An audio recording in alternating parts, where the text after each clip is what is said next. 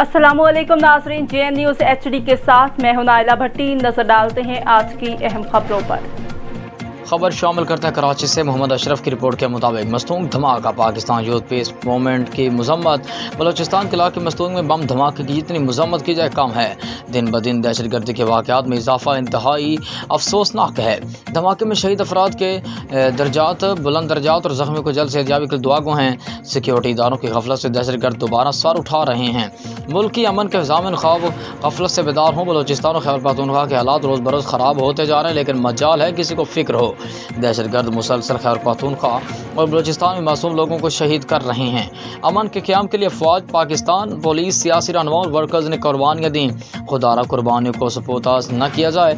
वक़्त का तकाजा है कि हालात का जायज़ा लेकर पॉलिसियों पर नज़रसानी की जाए। हमारा मुतालबा है कि दहशत गर्दी के खात्मे के लिए दहशत गर्दों और उनके सहूलतकारों के खिलाफ कार्रवाई की जाए।